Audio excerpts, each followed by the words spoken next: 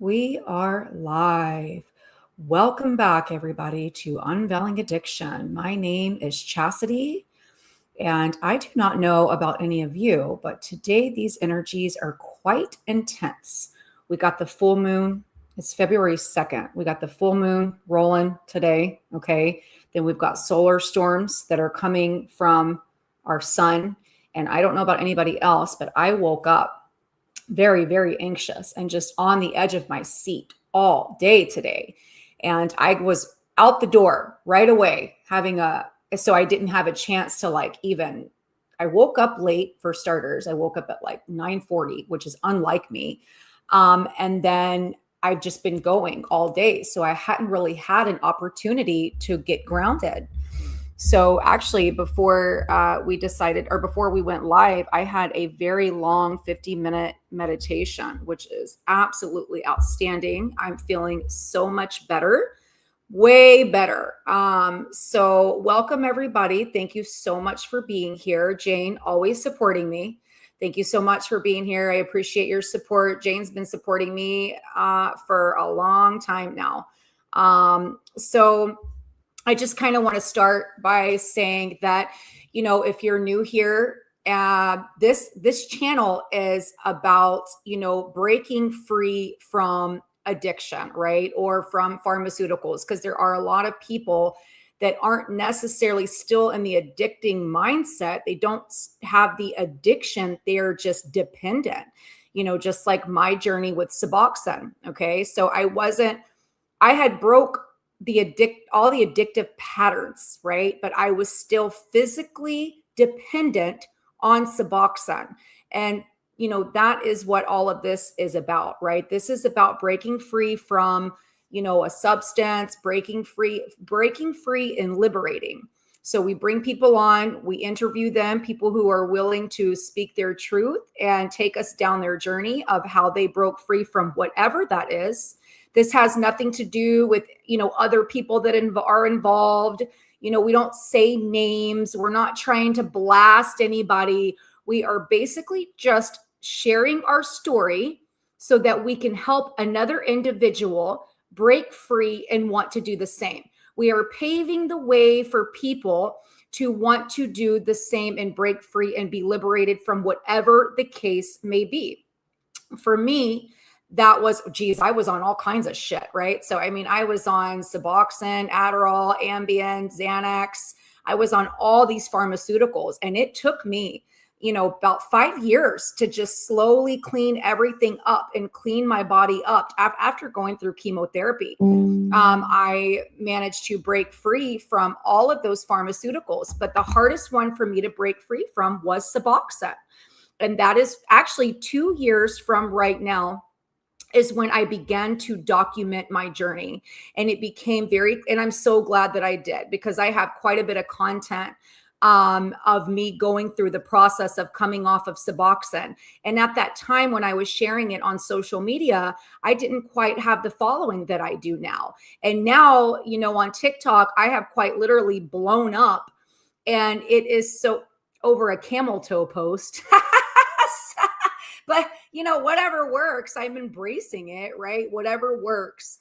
But it's literally brought a lot of people to me that are struggling and that are wanting to be free. I had a man email me the other day, and he was like, I am a successful businessman. He's like, I have a family.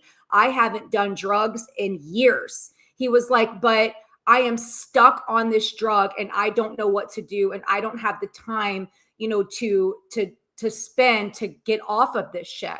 So, this is a epidemic. This is crazy what we have going on. And, a lot of people are like, oh, they're just a bunch, you're on Suboxone, so you're just an addict, and it's like, that's not what's going on here. There are millions of people that are affected by a drug that they do not want to be on. They haven't had the thought of using drugs in a very long time, but they are dependent and stuck on it because it's a trap. That's the idea, right? Let's get these addicts trapped and stuck.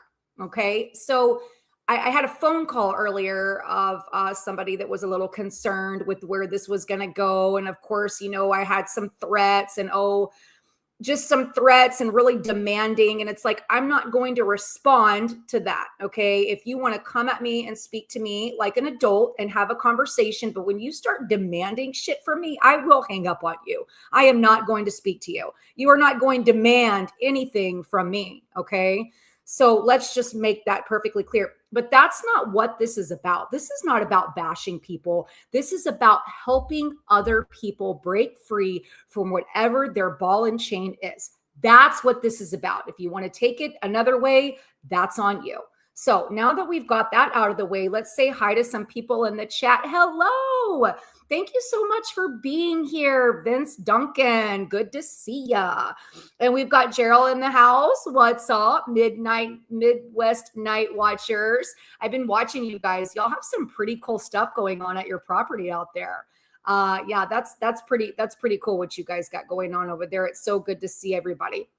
So without, I have Andrew Roth was an active addiction, or he had a meth addiction that he was battling for over I think he had said 15 years. It all started when he was like 15 years old. We'll let him kind of get into that story, and he's going to get into his story, how he got into it, his meth addiction, and what it took for him to break free.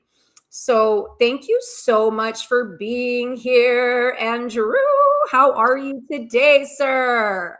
I'm good. Thank you for having me. Yeah, you're welcome. It's an honor to have you on. Anybody that is willing and ready to come on and speak their truth, I am down to have it. Let's have a conversation. Let's light it up. Let's pave the way for others, to come out of their closet, and let's expose everything. Let's do it all. We want people to break free from whatever it is, right? No nothing more left. We can't leave nothing on the table, otherwise there's something to hide. Ooh, I love that. That's right. We are real and we are raw, and that's why we are relatable. Okay, because we're not gonna, everything is real and raw. We're not gonna hide any kind of shit. So let's get into your story a little bit. So you were an active meth addict you were an active addiction using meth for 15 years. Let's start with where that started. I think you had mentioned to me that you had some childhood trauma, because we kind of related with that kind of put you in the position that you are in. So let's start with that. I was 15 years old. Okay. I was at school one day, and my mother committed suicide while I was at school. So about, I don't know, it might have been a few weeks, a month. I didn't know how to handle it. I didn't really have nobody to turn to, and I started doing drugs. I started out with marijuana, and then eventually, within a year's time, I was doing cocaine and meth. And may I ask how at such a young age, how did you get your hands on such hardcore drugs at that time of your life? It was readily available in the town in Dubuque where I lived. Okay. There was all the kids my age were all doing some kind of, my sophomore year, I remember buying 2 hits of acid for like 75 cents and putting them in my eyeball. Going to third, it hit me so hard in third semester, I jumped out of my chair and skipped the rest of the day of school. Holy shit. Never put any acid in my eyeballs, and I've done quite a bit of shit. I don't know. Dubuque is just always been, there's been lots of drugs here, and I don't know why. I was always, when in my younger life, I was always involved in it, and that's probably why. Where do you live? I put myself in the situations that I was in. I had to admit that to myself. Okay, where do you live? I live in Dubuque, Iowa. Okay, so that's where you were living, where there's always drugs surrounded you. Okay, so Dubuque, Iowa, and Galena, Illinois, and Keeler, Wisconsin. All 3 of these places. It's kind of a little. I'm right on the border of all 3 states. I can go from Iowa to Illinois to Wisconsin back into Iowa in probably 10 minutes. That's right. You did mention that. Okay. Yeah. So let's get back to, sorry, I was just curious where you were living as to why Okay. it was so easy for you to get your hands on such hardcore drugs. I mean, because that's such a young age to be able to get your hands on that, you know? That's Yeah. some hardcore stuff. Okay, so you had a very traumatic, your mother committed suicide, and that caused you to kind of just start wanting to escape reality by using meth, coke, all the things. Mhm. Yeah. By the Okay. time I was out of high school, within probably 2 months, I was either on cocaine, meth, or some other drunk pretty much every day. Okay. And I continued that lifestyle for a long time. I didn't have no self-respect. I didn't have no standards for myself. Okay. And my life was it was a rolling disaster. Right. Every day was just a new disaster waiting to happen. And Right. it stayed that way until I went to prison. Okay. Okay. All right. So we have, when did you, so prison is Prison when, happened like 3 times because I was still not smart enough to learn my. uh-oh, well, shit, we lost him. Hopefully let me text him. I don't even know if he realizes that he was lost. Oh, Sorry there about he is. No, you're okay. It happens. Okay. So you said you went to prison 3 different times. Um, Yes. okay. So what did that look like? The first time I went to So the first prison, time you went, what did you go to prison for? Did you go to county jail? Were you like in prison? What I was that? was in prison. Oh, I went for DUIs and third degree burglary, okay. which was I was with some friends. Uh, we stole a car stereo from a college parking lot. There was like 5 of us. Everybody ran. I was the only one the cops followed. They caught me. And then I had a warrant out for a DUI. So between the burglary and the DUI, they gave me a 5-year sentence. So Wow. I sat in prison for 2.5 years. Okay. I got out. I was still So while you were in prison, was there any drugs going on in prison? I've been in county there jail. was, but I didn't have the money to afford them when I was in there, so I didn't get involved with it. What kind of drugs did you see in there? Oh, it was all in there. There was coke, heroin, Was there? yeah. I mean, you didn't see it unless you were looking for it. I see. Yeah. Yeah. And You see, I I wasn't was, looking for it, so I didn't. I yeah, mean, I knew who like if I wanted to get it, I could have, but I didn't have anything to do with any of that in there. right. Okay. I knew I just stayed to myself and I did my time. Yeah, I was in and out of county jail. I mean, I was in and out of jail for a long time. I never went to prison, but I mean, of course I had friends. I mean, I had a girlfriend that was in prison for like 5 years. And so I don't really know. And I didn't really ever see like drugs in county jail.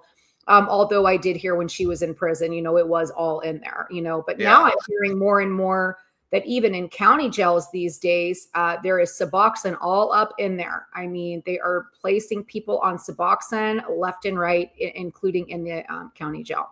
Well, Okay. I was in Texas over the summer and I've watched people in drug rehabs where they were passing it out to them, and I kept telling myself, why are they giving drug addicts drugs? It Right. isn't Oh, helping them. Because I would see these people then try and get off the Suboxone, and they were addicted to that worse than they were the drug they were on. sure are. Yeah. I mean, I've seen it firsthand. And Yeah. another thing I seen these people were going into a drug rehab and they were handing them Valium. People who never did drugs before in their life. This one guy was a registered nurse, and he was there for like 45 days, and the Valium was still in his system, so he couldn't even go back to work because these people put a drug in him that he's never had in him, and he was an alcoholic. Oh, I believe it. That Oh, I like believe it. what that is not helping people. Yeah, I was in a rehab facility where I walked in on a girl shooting dope in her neck, Oh, and no. it was so horrible. People were dying left and right in this rehab facility.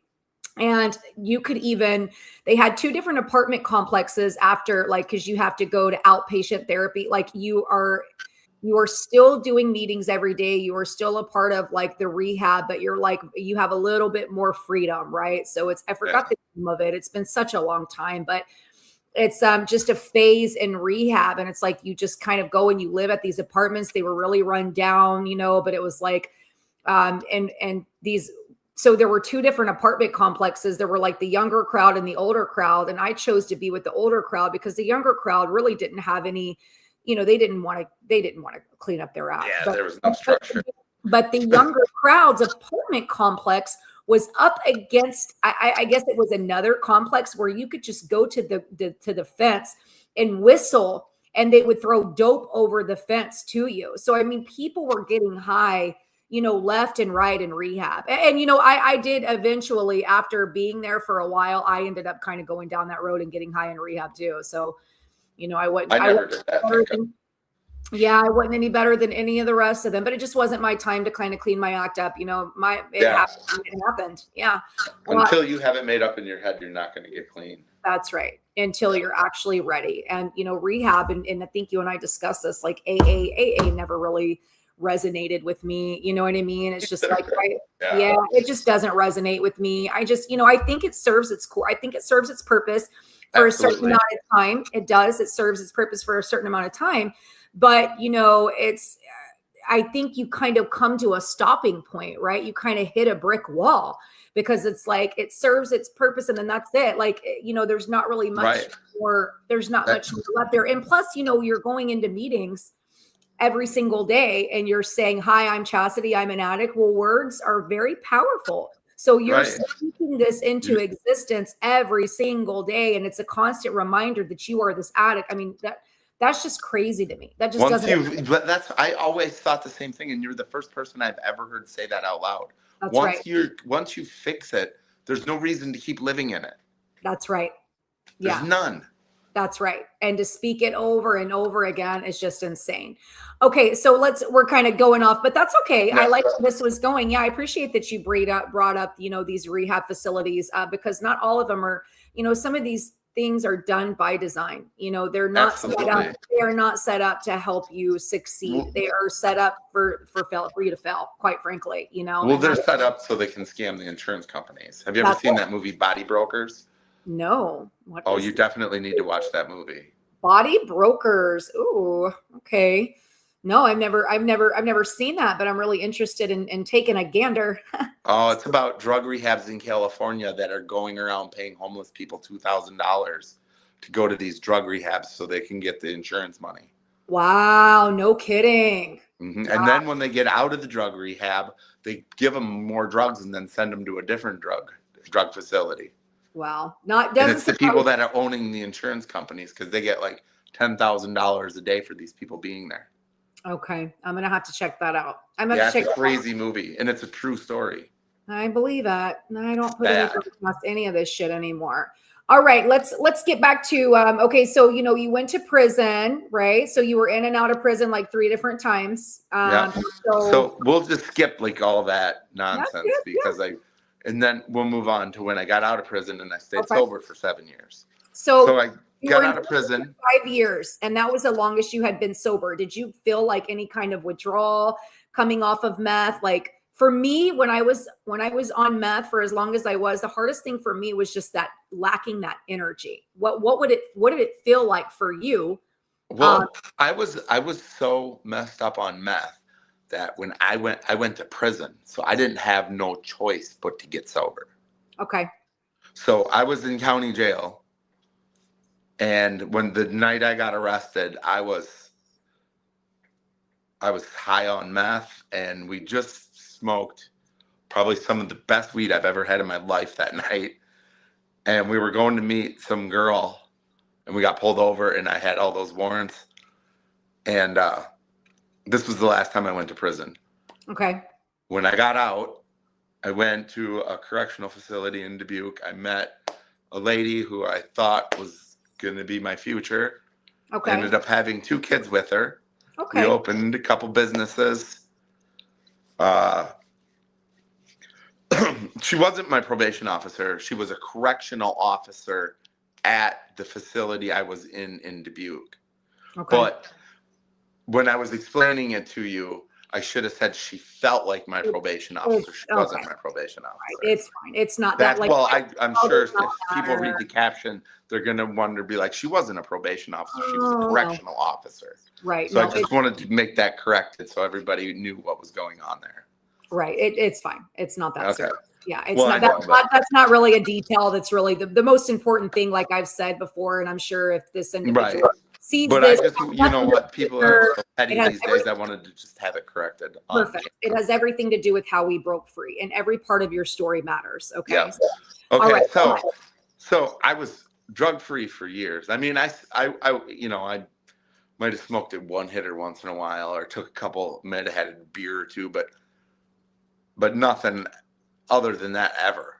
And you never felt like lack of energy or just like dragging ass? I had more. It was the most energy, the most aligned time. I mean, I got out of prison and I didn't have nothing, right?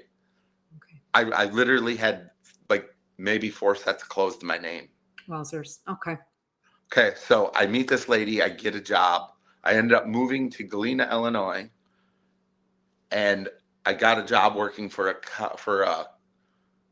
construction company. I worked there for a couple months. It didn't work out. I got another job working for a concrete company. I ended up staying there 7 years. Okay. I've worked my way up from general laborer to concrete foreman.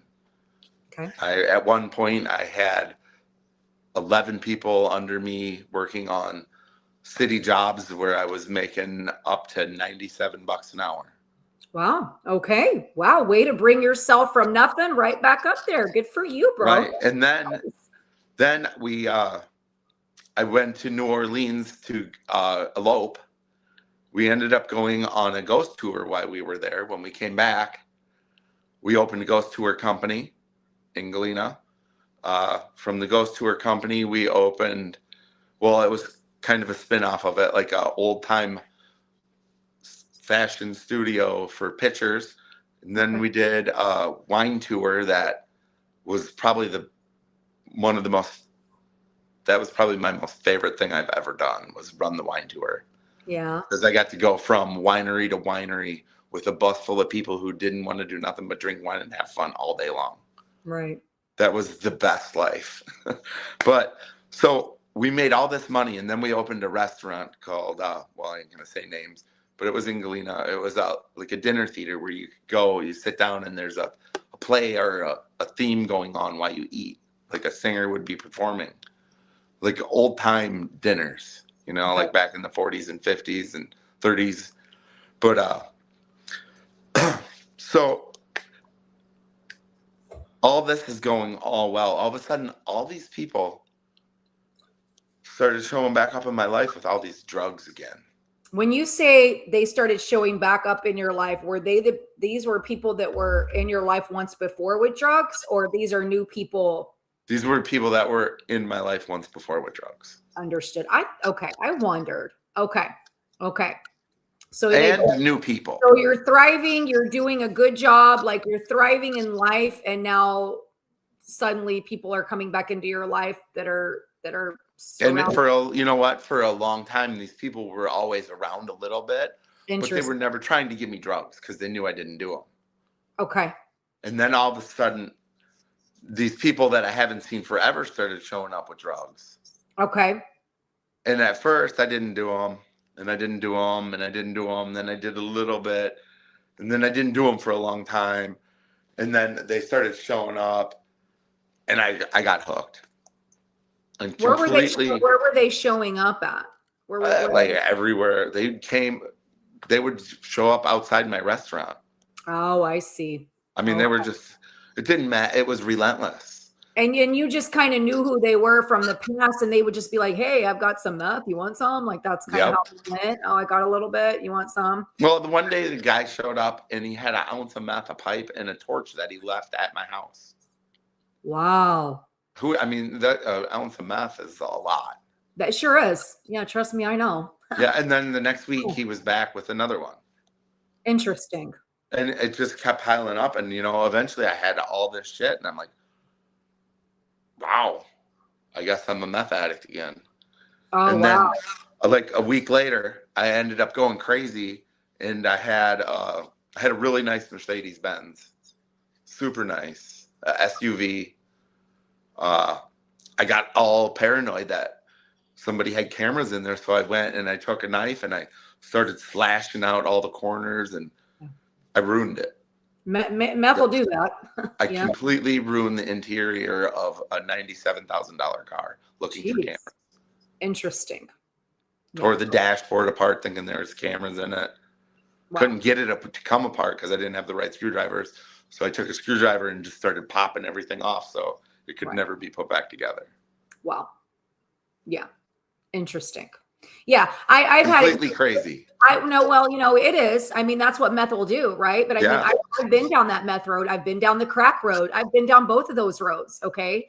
I am like, I've done literally everything you can possibly think of. And it puts you on a whole nother level of just, you are Crazy. paranoid. You think, you are hearing shit. Like you think people are, it's insane. Well, the crazy thing about all this is I really did have people following me around. That's what it sounds like. Yeah. That's what it sounds like. So that was like the part that was hard for me to overcome with my addiction was it didn't matter if I was sober or if I was high. There was still all this crazy shit going on. And it seemed like it was worse when I was sober. So it kept making me like want to relapse to make my mind settle down. Because even if it was going on and I was high, I could just let it go on and not ignore it. But when I was sober and all this weird stuff was going on, it made me really paranoid. Okay. Like super paranoid to the point like I tore my car apart. It'll definitely do that. That's what meth will did. do. Yeah. Yeah. And then within a week of me tearing my car apart is where I was sitting at my sister's house and I looked at myself in the mirror and I went and sat on her couch and I picked up my phone and I said, "Hey Siri, find a phone number for a drug rehab." Okay. So how long did this relapse go on? How long did this relapse go on? So you probably about 3 months. Okay. All right. So 3 months into like relapsing, we decide, okay, you know what? I can't go down this road again. I need to get some help. So you called a rehab facility. Okay. Let's get into I ended up on 3 days later, I was on an airplane to Texas. Okay. Best decision I've ever made in my life. Good. Okay. Okay, but the story continues because after that, I still had, here we are today. That was in 2017. Oh, was it? Yes. Okay. Okay. So, yeah, with the rehab that I was talking about, the rehab that I was in was actually in 2016. Yeah. So, oh, cool. Yeah. Yeah. Well, not cool, but I mean, but yeah. Uh-oh. And that's okay. That kind of happens. There he is. No problem. Okay. So what was the name of your rehab facility that you went to? Willow Springs Recovery, Bastrop, Texas. Okay. Okay. Oh, wow. That is, so I lived rather in Austin. I'm not living there anymore, but I raised my son there on Lake Travis, and Bastrop was not far from where we were living. So yeah, we've got Andrew. I don't know what's going on with his, reception. No problem at all. So yeah, I mean, for me, when I was using meth, it's interesting because my whole struggle was from opioids. I mean, I was really stuck on like Vicodin, pain pills, things like this. And it was so hard to come off of that shit that I remember even looking for or trying to use meth in order to get off of that. And I know it's like, oh, what are you? You're an addict, right? So it's like, what kind of thought process are you actually going through? But I mean, this opioid this opioid dependence or addiction is no bullshit. And the withdrawal is absolutely insane, and it's hard to break free from that. And at that time in my life, I had never been able to break free from pain pills. And this was before that they had come out with Suboxone. Okay. So I remember using, and if you are familiar at all with an opioid detox or, withdrawing from pain pills, I mean, it is like having the flu. It's like lack of energy. You have a hard time. I mean, you're going to you're going to the restroom, you have the hot and cold sweats. It's just like the flu. I mean, it's pretty unbearable. So, at this time I was willing to kind of do whatever it took in order to break free. And it was like, I started using meth. I really began to use meth, hoping that would do what it, So yeah, I guess he'll hopefully log back in. And if not, that's okay too. No problem. We have some people in the chat. I just saw an inappropriate comment that I just completely deleted and got rid of, because I'm not going to put up with any shit like that. This has nothing to do with anybody's personal bullshit. Okay. What this channel is about is paving the way for people to break free from pharmaceuticals, to break free from addiction. So if you come into my chat and you start getting ugly, I'm going to delete you and I'm going to block you, because you're taking shit personal. This has nothing to do with you. This has nothing to do with your story or you personally. This has everything to do with people that are wanting to share their story and to share their truth in order to help another individual. Okay. Let's see. This guy says, hold on. We got you back. Hard to picture Chastity smoking crack. Laugh out loud. You've come a long ways. Yeah, I know. It's crazy, right? It's so crazy. Yes, I was in and out of freaking jail. I freaking went to Mexico and smuggled thousands of Valium across the border at like 16 years old. I was on meth. I was on crack. I was on all of it. But now here I stand in my power to show you that you can quite literally pull yourself out of the depths of hell, and you can show other people and pave the way for others, just like Andrew is trying to do here. He is not attacking anybody. He is not trying to hurt anybody's, he's sharing his story so that it could help impact another individual. Okay, Andrew, I'm glad to see you're back. Let's talk, baby. Yeah, there we go. Hey, Star, what? Oh, how special! My friend is here. Cool. Yes. Hey, I just got really excited. Okay. All right. So let's get back to your story. Okay. So what I had to overcome was not only an addiction to drugs, but it was an addiction to not knowing how to stop what was going on without knowing how to do it. Okay. Like not only was my addiction driving me crazy, it was all the stuff that was going on behind my back just as crazy.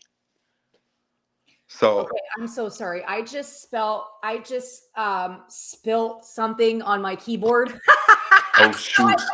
So if I see, that's okay. Yeah, it's okay. Rhino girl. I see your comment and I thank you for your apology, because that's, that we're not doing that, but thank you for your apology. I really do appreciate it. But yeah, I just didn't want you to think I wasn't paying attention. I accidentally spilt something on my keyboard. And so, yeah, I just needed to kind of, clean that up there. Okay, fantastic. Let's get back to your story. It's like everything's kind of getting in the way. I do apologize. Okay, here we go. Back. Okay, so my addiction was like, it was terrible. Yeah. So you went to rehab. I went to rehab. I came home. The second. Yeah. Actually, it was really crazy because when I got out of rehab, one of the people I was in rehab with met me in the parking lot and had a big old line of meth for me waiting.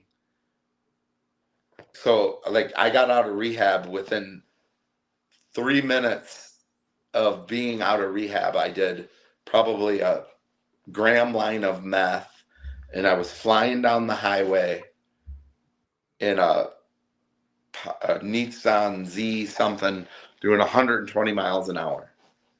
Holy cow. So it seems like every time you were just surrounded by this stuff. It was like every time you would try to break free, it was just absolutely impossible for you to, because it was always there. So are you telling me that the second time that, okay, so you had the relapse for 3 months after building the businesses, blah, blah, blah, blah.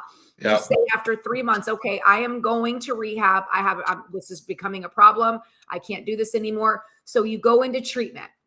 You put Yep. yourself into treatment. Are you telling me that you got out and there was somebody in the parking lot again with drugs? Yes. Yes. Wow. Right Wow. there. Wow. Wow. And it was crazy because it had to be like a setup because the guy was in treatment with me. Okay. And he found out that I was getting out like that in a couple days. So he he quit being in treatment.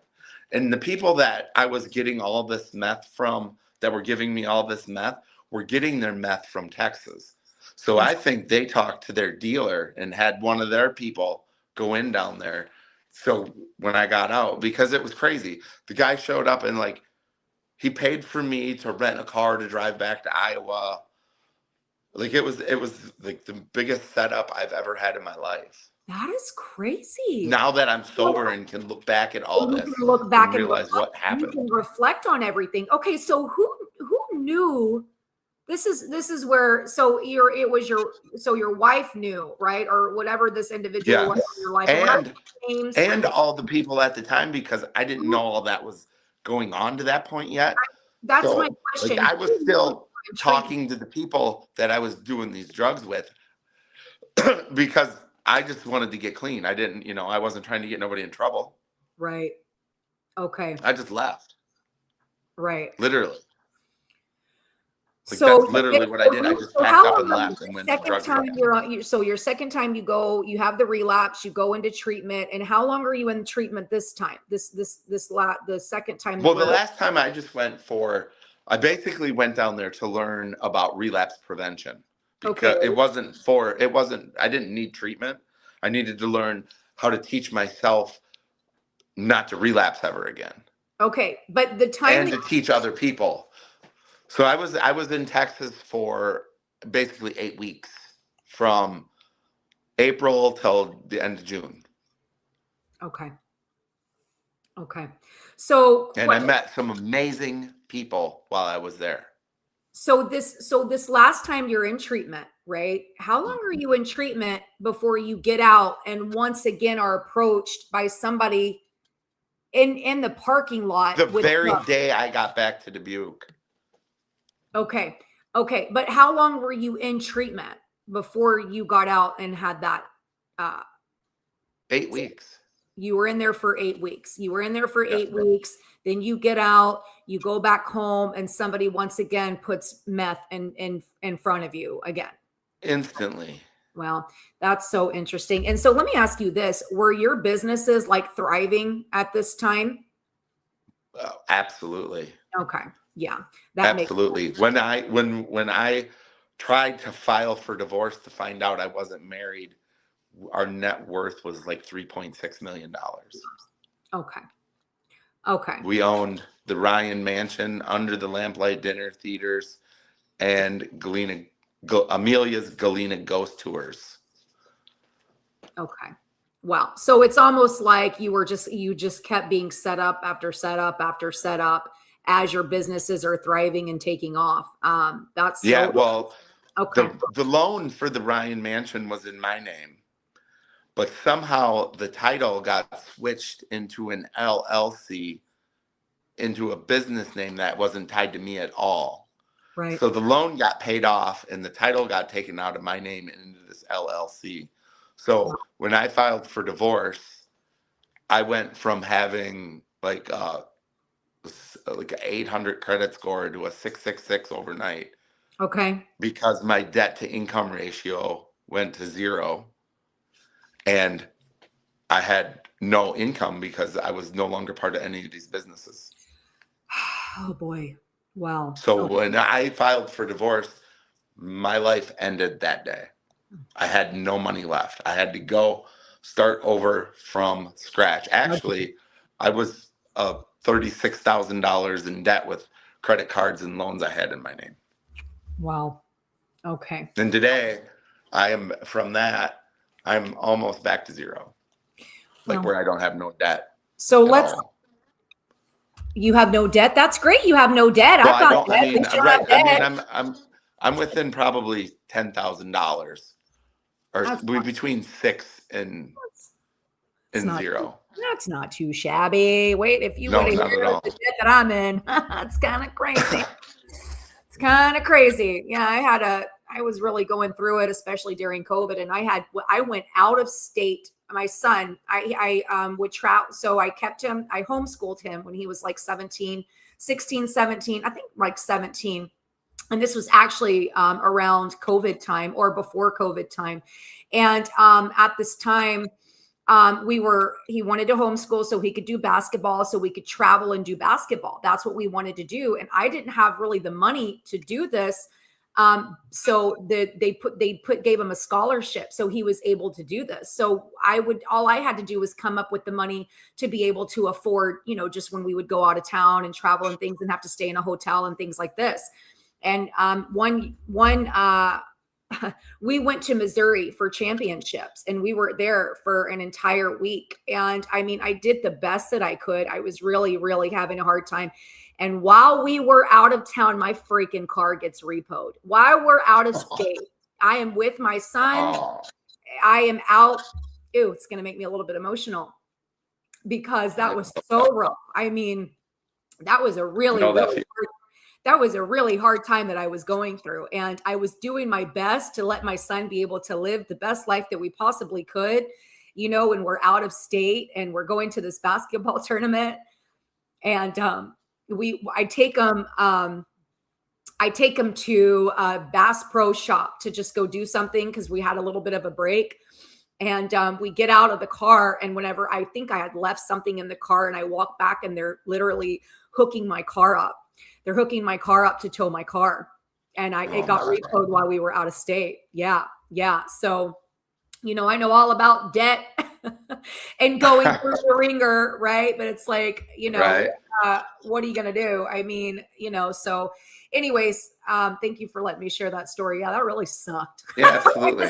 Like, other basketball mom. I wasn't your typical, mom. I was actually going through a spiritual awakening. I was really finding myself, and I was in the process of like figuring out who I was and who was I without all these pharmaceuticals, without all these drugs. And it's like, I didn't really talk to all the other moms. I was just kind of different than most.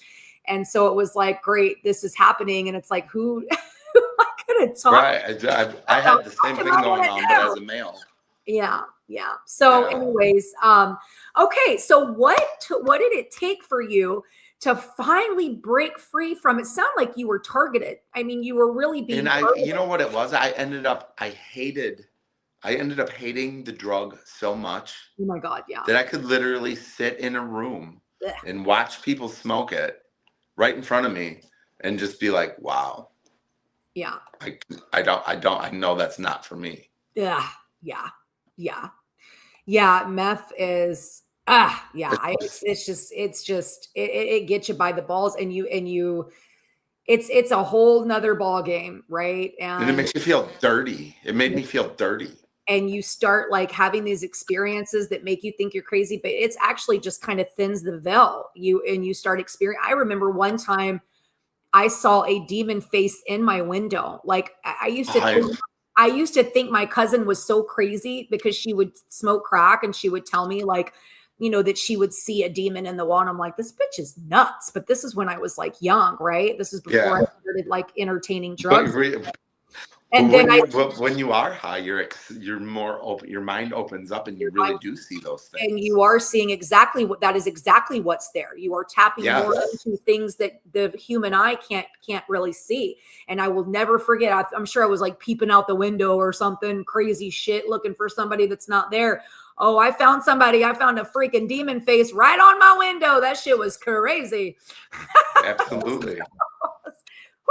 A lot of people who were into some kind of heavy addiction or alcohol or even like trauma from like a sexual experience or something are the ones that are the experiencers for ET and for paranormal. That's right. Because their brain was like either stretched or warped to a certain point where it is now open to see those things. That's right. I didn't know you were into, I was going to ask you if you were kind of into the same things as me. I wasn't sure how you came across my page. I didn't know if you were into like the same community that I was into as far as like truth or disclosure, spirituality, you know what I mean? All these things. I love that. Yeah, you're 100% right. Abso-freaking-lutely. Yeah, absolutely. Absolutely.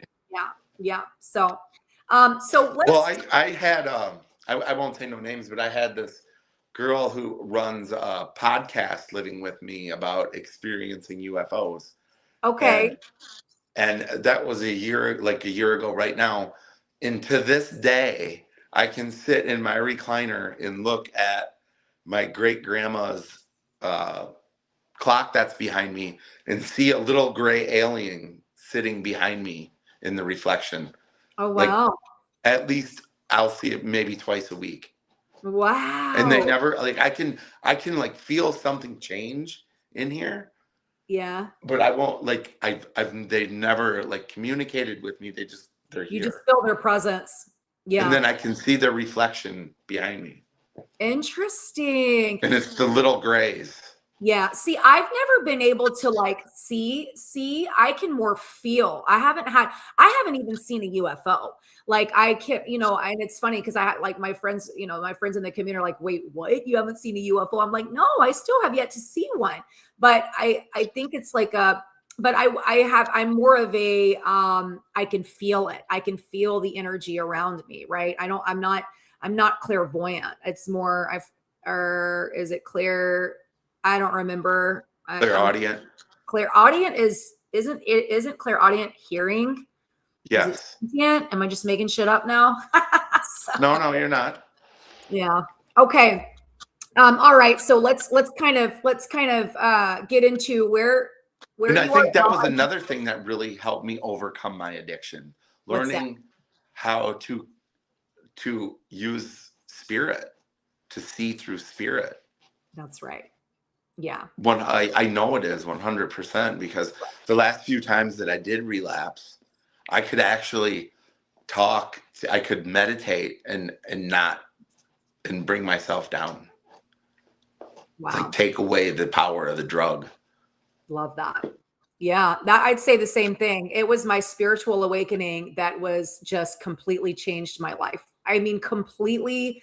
I had an appreciation for life. I had never, it was after I went through chemotherapy, I took my breast implants out. I took my piercings out. I just completely cleaned up my act. And it was just, I had an appreciation. Like I said, I had appreciation for life. I had this experience. Where when I knew something was different, there was a bug crawling on my floor and I went to go smush it with my foot and something screamed at me. No, like something was telling me not to do that. And I was so confused. I'm like, I was like, what is this? This is awakened moment. It was so freaking weird. So I'm standing there and I'm like, this is gross. Like I am not, this bug is crawling. Why can't I smush it with my foot? So then I proceed to grab a box and then I'm like, okay, I don't know what my thought process was. Okay. I was having this experience and I didn't understand what was going on. So I was like, okay, well, if I drop the box on the bug, I'm not smushing it. I don't know what I was thinking. Or it's like bug slaughter, I don't know. And so I grabbed the box and I dropped the box on the bug. And then I just start crying. When I seen that the bug was dead, like I just started crying and it really confused the shit out of me. I was like, what is happening? This is so bizarre. And even to this day, like I just can't, like there were ants all over my countertop a few years back. I was caring for my mom.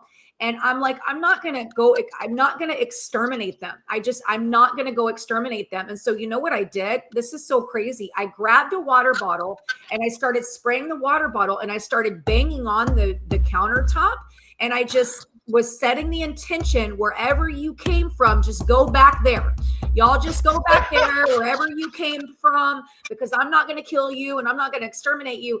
So they kind of scurried on, they kind of like went over, and then I came back about 15 minutes later and there were just a few of them left. Right. So then I started doing it again. Right. I'm like spraying the water bottle and like banging on it. I'm setting the intention just to like go back to where you came from. I bullshit you not. They all were all gone. I didn't have to spray them. I didn't have to kill them. They quite literally went back to wherever the fuck that they came from. Yeah. So, I was my own exterminator. I took things into my own hands. So. Nice. But so where are we today? Let's talk a little bit about where we are today, and we can wrap it up because we've already been going for 15 minutes or 50 minutes. Oh, wow. Yeah, I know, right? It happens so quickly. Okay, so let's so here is what I think is some main points for relapse prevention. Okay. Let's hear it. Every morning when you know that you're in it, you have to wake up, look at yourself in the mirror, and be honest with yourself. Every day you have to do that when you're first coming out of addiction. Okay. Yeah, that's what it took for me. I had to wake up, go to the mirror, and be like, today, you're not going to do drugs. Today, you're going to set a goal, even if it's something dumb, like you're going to do 2 loads of laundry.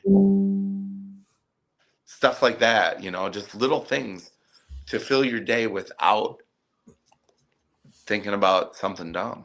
I love that, because you know what? That should have been my question to you, is what would you tell somebody that is struggling every single day? Because it's a choice. Every single day. Yeah, it is a choice. It's a choice. 100. And you know what? You have to be responsible for yourself. You do. You have to not lie to yourself. Yes. You have to be able to say, am I going to live the rest of my life the way I don't want to and be a victim to myself? Or am I going to be who I am supposed to be? Right. Yeah. You have to take that victim mentality away from yourself. I love it. Yeah. That's once you shift that and you understand that life is not happening to you. It's happening for you. Your life is quite literally happening for you. So all of these experiences, I often get myself into these situations, right, that can be quite challenging. I mean, my soul signed up to really go through the ringer in this lifetime. And once Mine too. I did. I see that. Yeah. Right. But I see and that wasn't that was by design. We chose that. We chose to go through the ringer. And I quite literally have come to this planet in this lifetime to turn my pain into power. And it's like, so now, when I look at these experiences as to what can I take from this? How can I grow from this? Even though it is very painful, how can I grow spiritually from this situation here? Right. Let me observe this and see what can I learn from this. Absolutely. You have to look at life. Once you figure out that to overcome illusions, it's fear. And an illusion, there's nothing to be scared of because it's fake. I agree. Yes. Fear. It's fake. Yeah, fear is. There should be no fear when something is an illusion. You have to go with the flow and just surrender and just, there is no fear. I used to live in especially when I was going through those times whenever my car was repoed. Me too. I was having a hard time financially.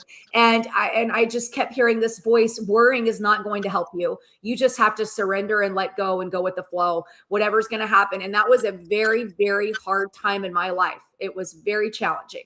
Mine too. You know what? I still every day I remind myself, you know what? You wouldn't be here right now if you weren't supposed to be. Yeah. You're supposed to be here. You're supposed to be doing this. Otherwise you would already be gone. Yeah. This was an amazing. There's nothing that you can't do if you want to do it.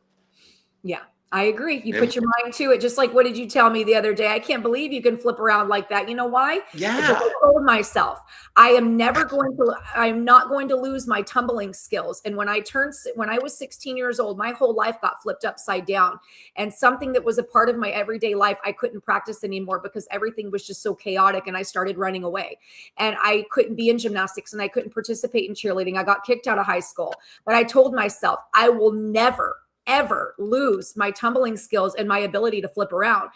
And I did for a little while there, but after my spiritual awakening and really going within, I did whatever it took to get because the muscle memory is there. And that's why you see me here, 43 years old, still flipping around like I'm in my freaking, 20s or You're like younger a teenager. Yeah, because that's where my Yeah. heart's at. That's my heart. It's my inner child coming out because You've never experienced that. Yeah, once I healed that inner child, once I just took off. I completely. Yeah, and we touched on this the other day too. Once you heal your addiction, you have to heal what made you turn to your addiction. Yeah. Like I had, in order for me to stay sober and keep staying sober from meth, every day I have to remind myself that it's okay that my mom committed suicide. Yeah. I still have to do that to this day. I'm so proud of you. Yeah. And I still, and I will say this again and again until I kick this, but I still struggle sometimes drinking this kratom tea, and so it's like, I don't know what that is. I'm still working on it. It's more for like my body's uncomfortable because I have a lot of, trauma, but at some point there was people in drug rehab for kratom. I know. That's so crazy. I'd never even heard of this stuff. Well, and they sell it at gas stations. I'm like, wow. But I make actual tea from actual crushed leaf. It is like the purest. Yeah, I don't know. I never really looked into it, so I'm not even sure what the effects are. Will there be a part 2? I love that question. Oh, so I do go live every Monday. Next Monday, I should be interviewing a guy that broke free from Suboxone. He is willing to share his story. But, Andrew and I could, share another story. Do you mean like, we can go live. It don't have to be on a Monday. I can go live anytime. So yeah, I usually like to kind of be consistent with it, on Monday. Okay. Well, but yeah, we can but yeah, I usually am here live on Monday. I've been consistent the past like 3 weeks and I continue to do so. And if I don't have somebody to interview, I will just go live myself and share whatever I've learned in regards to Suboxone, Sublocade, whatever the case may be. Today was nice because it was a little bit of a break. I'm sure some are probably getting really tired of hearing about Suboxone and Sublocade, but there is millions of people affected by this shit. And so I'm going to talk about it until I know, that enough people feel comfortable to be able to come out and speak about it. Too many people. Yes.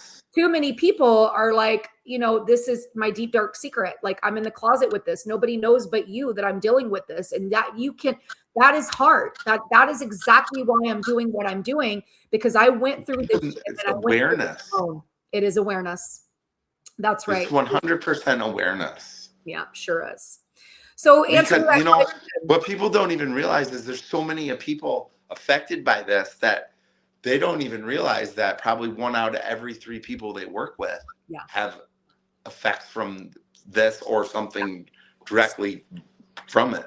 It's interesting you say that because, the recent post about the camel toe and all that, like that one has like 500,000 views, right? And I'm like, even though I know it's crazy, right? But even though, because I mentioned how it, kind of went viral, then I mentioned the camel toe free underwear. But then I was feeling pushed to, okay, well, let's not forget that there are millions of people stuck on Suboxone and Sublocade, And so that's the one that has 500,000 views. And I'm like, why? Because I can guarantee you 1 in every 3 people are dealing with that. It's not just because of the camel toe, because now every morning I wake up and I'm getting more people that are subscribing to my email. I shared yesterday, I was like, this guy emailed me. This guy emailed me and he was like, oh, so why did they call you the camel toe queen? I'm like, oh God, bro. Like, I'm just like embracing it, dude. I just don't even care. This is enough.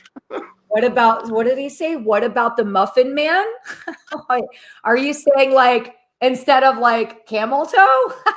Is that like what that is? The muffin man? Okay.